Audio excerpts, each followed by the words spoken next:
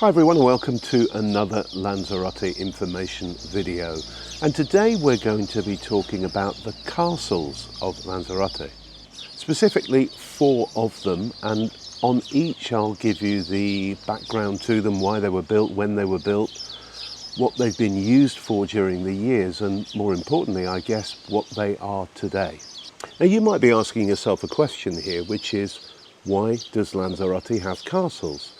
And the answer is a really interesting story, and it goes all the way back to the 15th century when the Spanish conquered the island of Lanzarote. And Jean de Betancourt, who was in charge of that expedition, arrived in Lanzarote with a lot of sailors, a lot of army guys, soldiers, with the intention of conquering the island, and they expected resistance from the indigenous people, the Majos or the Guanches. But actually there wasn't any resistance, and that was because over the previous dozens or so of years, the Majos had been suffering terribly from pirate attacks on the island.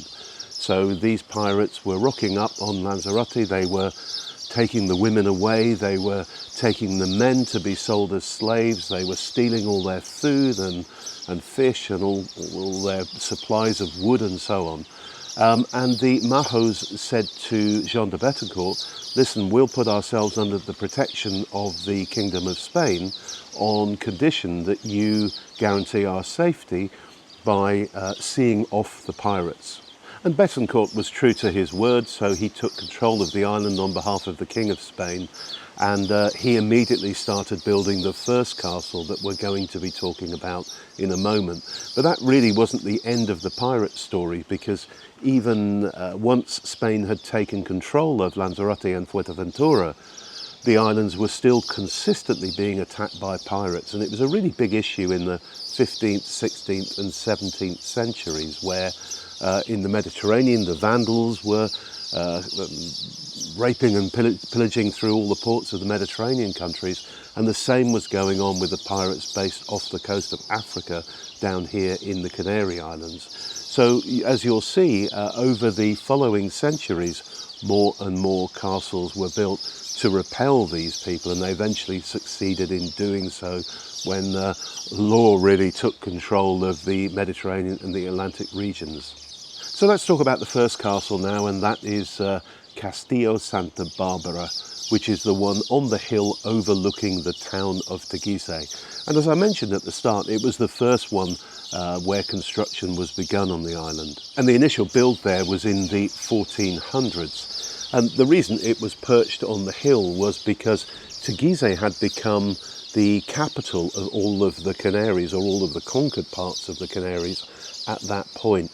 And it was felt that rather than try and repel the pirates at the port level, it was much better to have all the people in Teguise able to go up the hill to the castle when there was a warning of a pirate ship arriving into Arrecife, and they could then stay inside the castle walls and defend themselves from any attacks. So this was and is the biggest castle in Lanzarote, because it was designed to hold the whole town basically for a period until the pirates gave up and went back to their ships and sailed away. And in fact there's a rumour on the island, and I've never seen evidence of it, but I've been told this story so many times, that there are tunnels that run from the old Parliament building in Teguise underground through the town of Teguise and then up to the castle, so that if there was a pirate alert, people could jump into that tunnel and take themselves off to safety. I don't know if that's true, but I've heard it, as I say, from a number of people. What is a fact is that the castle absolutely dominates that area, and for sure from the top of it, any pirates or any enemy at all would be seen from miles and miles away. Now initially the castle was built as a single tower, but in 1596 that was extended to put the walls all around it to increase the space available to the people defending the town from the castle. Now as you'll see as we move on, in the following centuries, in mainly the 17th and 18th centuries, more castles were built on the coasts of the island. And these kind of made Santa Barbara a bit redundant because their job was to stop the pirates or any enemy actually getting ashore, and they were very successful at doing that. So Santa Barbara in the 17th century gradually was just kind of left alone and not used for a period of a couple of hundred years.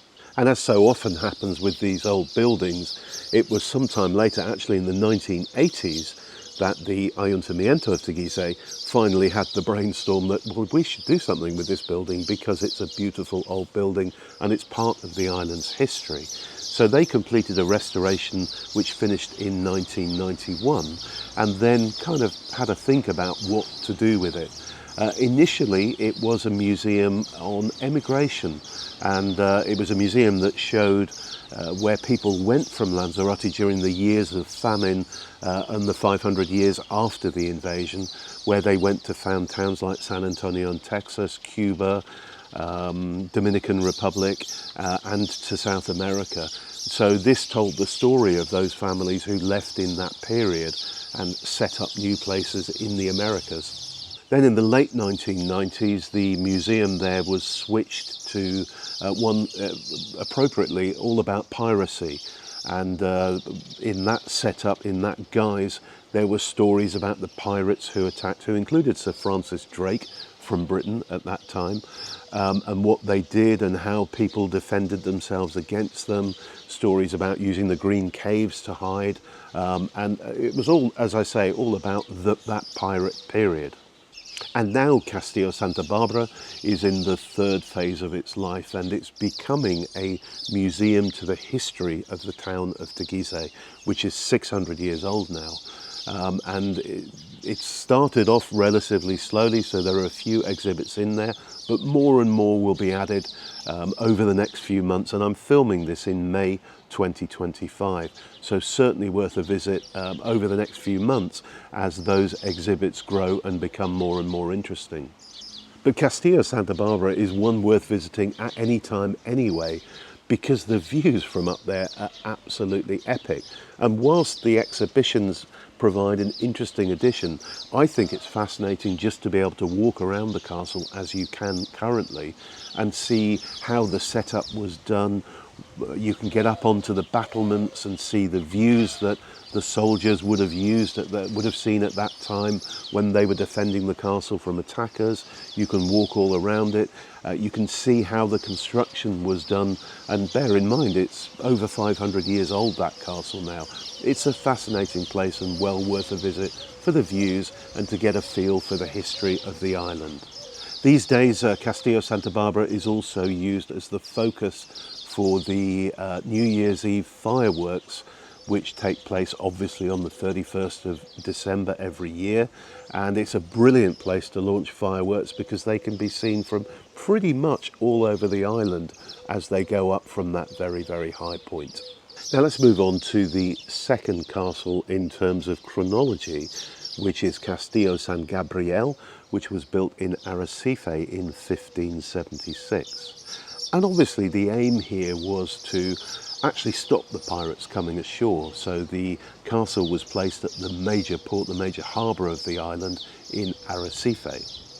Now, San Gabriel is actually built on a small islet off the coast of Arrecife. And the castle is kind of traditional style, so it's big, square, defensive walls. But in later years it was fitted with dozens of cannon which could fire in both directions from the islet. Now, for the first couple of hundred years of San Gabriel's existence, the people manning the fort would have to go to and from it by boat. But in the 18th century, a bridge was built out to it, called the Puente de las Bolas, so the Bridge of the Balls. And you can see on the top of the columns of the drawbridge there that there are two big cannonballs on top, and that's why it was called that, and is still called today. People regularly say to me, I'll meet you at the entrance to the Puente de las Bolas in Arrecife, and everyone knows where that is. The drawbridge is still operational, although it's down obviously so that you can walk out to the islet, but it does still work.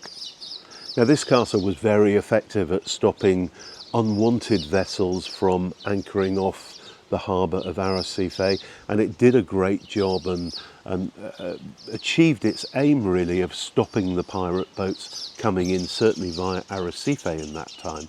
And there are numerous battles talked about where the cannons were fired and it put people off, and pirates tended in those days to go down the route of least resistance. So if they knew that there was a castle bristling with soldiers and muskets and cannon, they would choose another place to go on this island, or perhaps to another island.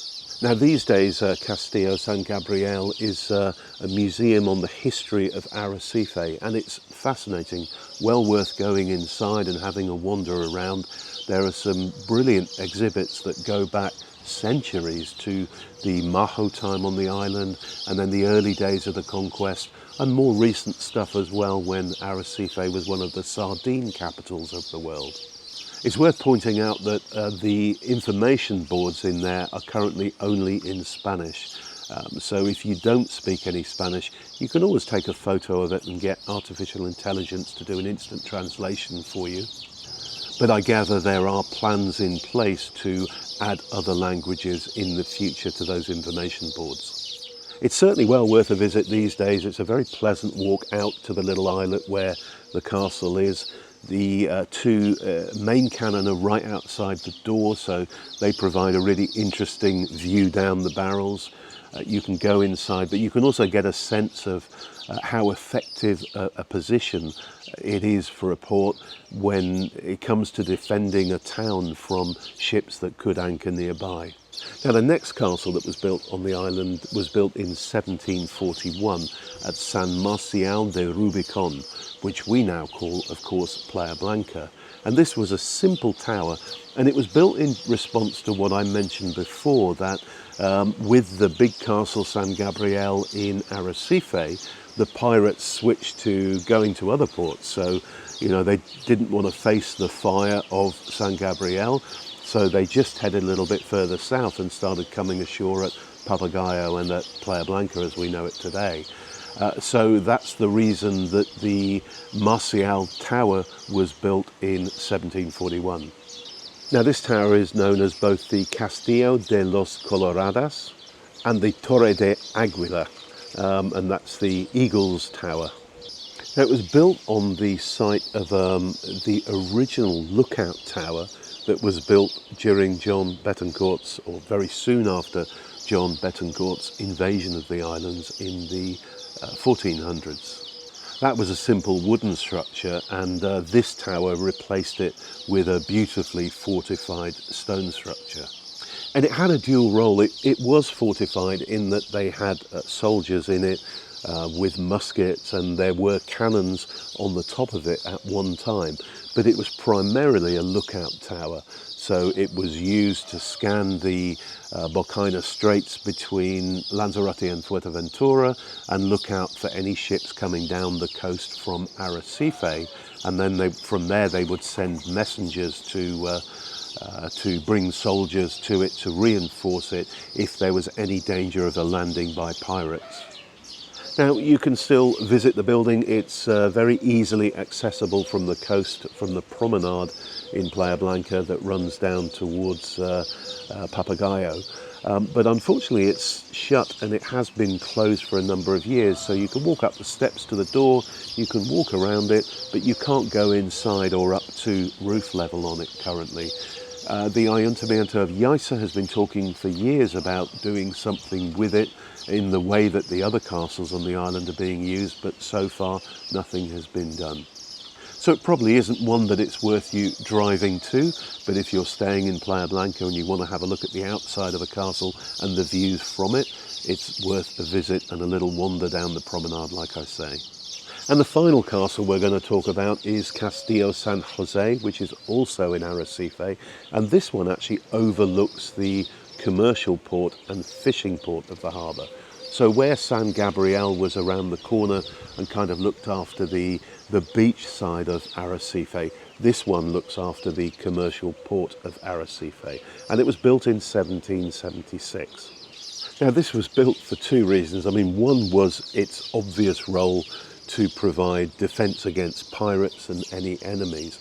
but it was also built and commissioned by the king at a time when the island was suffering a series of famines and the population was dropping, morale was very low, and it was a way of providing work for a lot of islanders to construct this castle and to give them some income and some money and to keep them in place effectively. And for that reason it was given the name colloquially on the island at the time of the construction as the Hunger Fortress. Now, this was a really, really well constructed castle using what at that time were the most modern of techniques. So the wall that faces out to sea is curved, so the whole building is effectively a semicircle. And that was done in those times because it meant that cannonballs were very likely just to glance off the wall rather than keep penetrating when they were being fired from a ship. It's also the only castle on the island with a reinforced magazine area to store all of the gunpowder, and that was designed so that any stray fire wouldn't set off the whole magazine and destroy the entire castle. Once again, this did a great job for the island and protected the other side of Arrecife, and it had a long and illustrious history as a castle and also as a place where troops lived and worked day to day on the island. And as with so many other older buildings, it kind of gradually fell into disuse and disrepair going through the 19th and into the 20th century. This particular one was saved by the famous César Manrique, and he decided in the 1970s to carry out a full restoration of the castle. And what you see today is the work that he and his team did in the 1970s, and it's absolutely beautiful. It really is a stunning place to go and visit. Everything from the car park to the entrance pathway to the washrooms are absolutely beautiful in this particular castle. Now, I have a quick question for you. Do you book package holidays from the UK to Lanzarote? Do you book them with Jet2 holidays, EasyJet holidays, TUI for example? If so, did you know that we have a travel agency called Camel Travel? And when I say we, I mean Julie and myself. All the holidays we sell are ATOL protected, and we are members of ABTA, so we're kind of just like your ordinary high street travel agents, but we happen to be based in Lanzarote with an admin team back in the UK. If you do book those kinds of holidays, please consider getting in touch with us in the future. We can book them for you too. It won't cost you a penny more than you would if you just booked it via a website, but you get all the added benefits that we can offer you, which include doing your check-in for you, making sure your documentation is in place, giving you specific information about your hotel and the areas around it, where to go for a meal and all that kind of stuff.